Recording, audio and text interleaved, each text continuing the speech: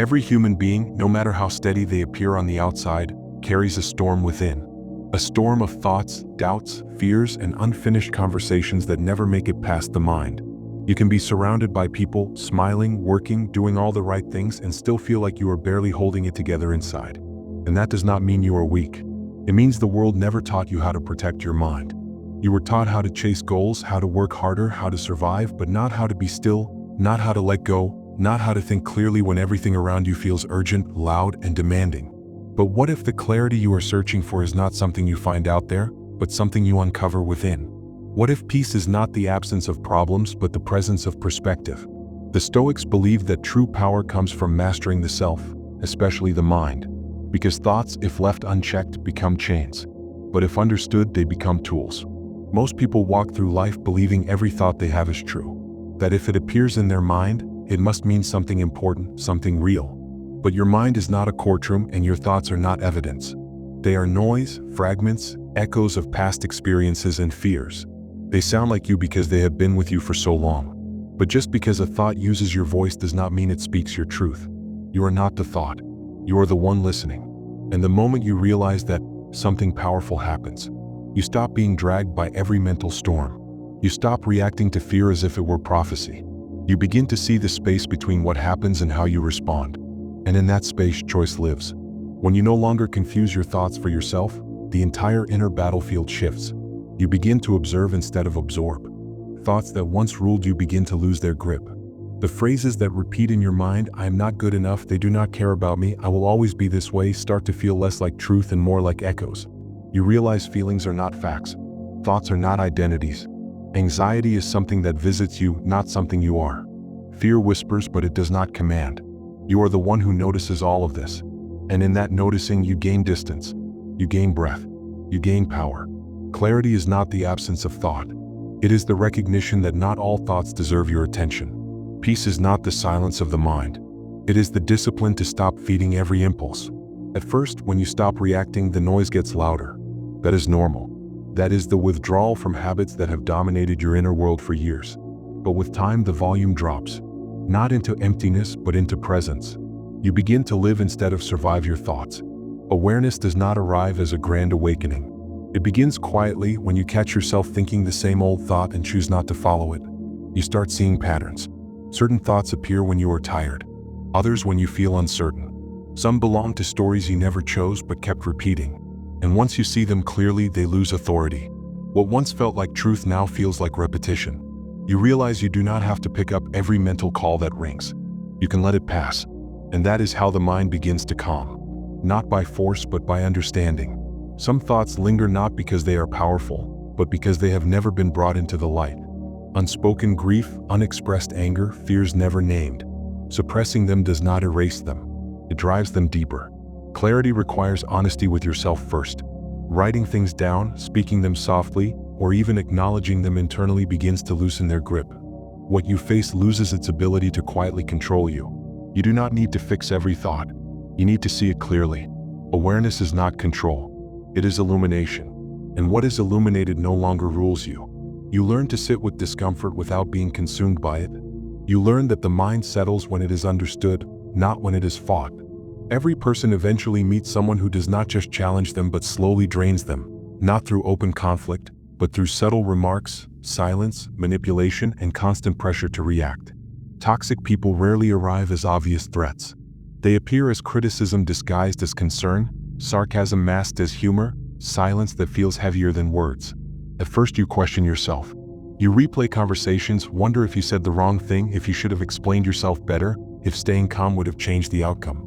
And slowly, without noticing, your mind becomes busy managing their behavior instead of protecting your peace. The Stoics understood this danger clearly. Epictetus taught that it is not what happens to you that disturbs you, but how you respond to it. Yet most people are trained to react instantly. An insult comes and the body tightens. The chest burns.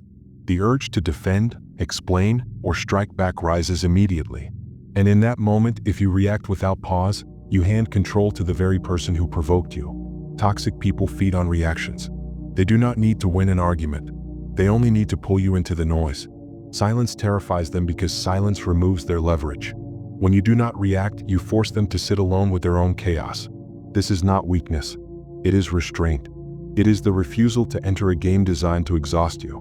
Marcus Aurelius wrote that the best revenge is not to be like your enemy, not because revenge matters, but because becoming like them costs you something far more valuable than pride. When you mirror toxicity, even briefly, you fracture your self-respect. You may feel justified for a moment, but afterward something feels off. That quiet discomfort is not guilt.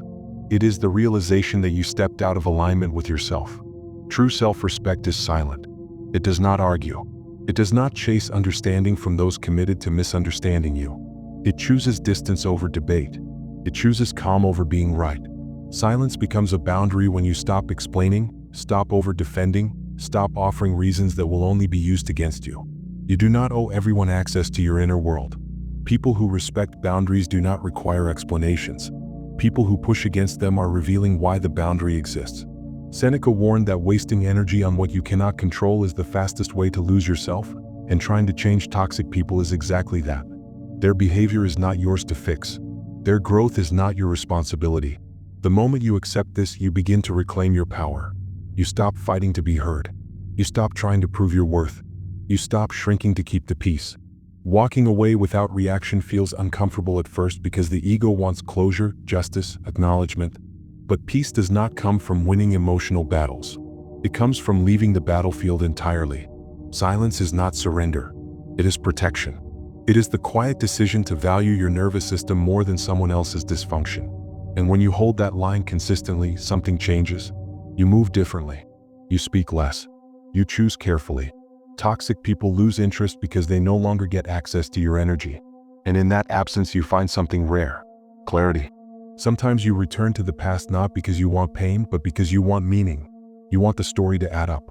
You want the time you gave, the effort you made, the trust you offered to end with something clean and fair. You want proof that you were not foolish, that you were not wrong to care, that it all led somewhere. But the truth the transcript points to is uncomfortable. Some chapters end without resolution, and forcing meaning out of them only keeps you trapped.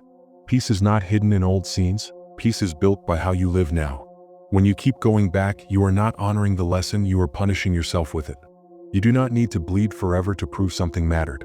You do not need to relive pain to remember what it taught you. Awareness is lighter than obsession. Learning is lighter than replay. You can take the lesson and leave the suffering behind. This is where letting go becomes a daily practice rather than a dramatic moment. A thought surfaces and instead of engaging, you breathe. A memory knocks and instead of inviting it in, you observe it from the doorway. You stop telling the same story over and over, especially the version where you are always at fault. You stop narrating your life through your worst moment. Slowly, you begin to notice something shift. The memory does not disappear, but it loses authority. It no longer pulls you out of the present. It no longer decides your mood. It becomes information instead of a chain. That is freedom. You are allowed to move on without permission. You are allowed to choose peace over familiarity, even when the familiar was painful. Many people stay attached because pain feels honest, because suffering feels like loyalty. They believe that letting go means erasing what mattered. But letting go is not erasing, it is releasing control. It is saying this no longer gets to run my life. When you stop feeding the past, energy returns. Focus returns. You stop rehearsing conversations that will never happen. You stop writing speeches in your head for people who do not listen. You stop waiting for apologies that are not coming. Your attention returns to what is real. You sleep better. You think clearer. You begin responding instead of reacting. This is not accidental. It is the result of refusing to live in response to noise that no longer exists. Toxic people rely on your unresolved past. They rely on your triggers.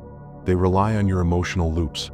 A person who is still haunted is easier to manipulate, easier to provoke, easier to pull back into chaos. When you learn to let go internally, you become harder to shake externally. This is why the transcript connects inner clarity with outsmarting toxicity. You are not outsmarting them with words. You are outsmarting the pattern. When something tries to pull you back, you return to the present deliberately. The chair under you, the breath in your body, the fact that you are here, alive and capable of choice. This does not mean the feelings vanish. Sometimes the memory comes with heat, with grief, with anger, with shame. Sometimes it comes late at night. Sometimes it comes when a place, a sound, a date reminds you of something old. That does not mean you are failing. It means your mind is cleaning house. You can meet that moment with calm instead of panic. You can say, I see this and I am still moving forward. You can stop treating memory as proof that something is wrong with you. The transcript reminds you that you are not stuck because of what happened. You are stuck because you are still trying to get peace from it. And peace is not there.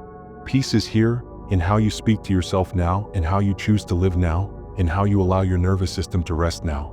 Letting go is not about becoming cold, it is about becoming clear. Clear enough to see when the present is being punished for the past. Clear enough to stop confusing pain with truth. Clear enough to choose rest without guilt. This clarity does not arrive overnight. It arrives through repetition, through choosing again and again to come back to now, through refusing to give yesterday the authority to ruin today. At some point, letting go becomes less about effort and more about trust. Trust that you do not need to keep revisiting the same memory to stay safe. Trust that you can remember without reliving. Trust that you can carry wisdom without carrying weight.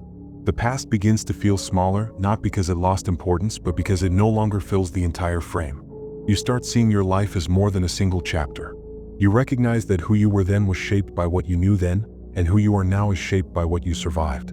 That understanding softens the inner voice that once judged you harshly. You stop asking why you did not know better and start acknowledging that you learned. This shift matters because self-punishment keeps you frozen. Self-honesty moves you forward. The Stoic approach is practical here. Do not argue with what cannot be changed. Do not beg the past to become different. Do not live as if the present is only a consequence of what already happened. The present is also a beginning. Every time you choose not to replay the old scene, you reclaim a small piece of yourself. Every time you interrupt the loop, you weaken it. Over time, the grip loosens. The memory may still visit, but it no longer controls the room. You do not need to exile it, you just stop giving it the microphone. This is how you stop bleeding from the same wound. You stop reopening it. You stop poking it to see if it still hurts. You accept that it did hurt and you allow it to close. Letting go is not dramatic. It is quiet. It shows up in how you stop over-explaining your feelings, how you stop justifying your growth, how you stop apologizing for needing peace. You begin living more in your body and less in your head. You respond slower. You choose your words carefully. You walk away sooner. You stop confusing endurance with strength. You stop confusing suffering with depth. You realize that calm is not emptiness, it is stability. When you no longer carry the past everywhere, you become present enough to notice what is actually in front of you. Opportunities you missed before. Boundaries you ignored before. Patterns you now recognize clearly. This is where focus returns. This is where energy stops leaking into old stories. This is where you stop giving ghosts your time. The past does not need to disappear for you to move on. It only needs to stop being obeyed. When you reach that point, you realize something important. You were never broken. You were just tired of carrying something that was never meant to be carried forever. And when you finally set it down, not in anger, not in denial, but in understanding, you feel lighter. Not because life is easy, but because your mind is no longer fighting itself. That is the quiet strength the transcript points to. Not loud victory. Not dramatic closure. Just clarity, presence, and the ability to live without being pulled backward. That is what letting go actually gives you, not forgetfulness, but freedom.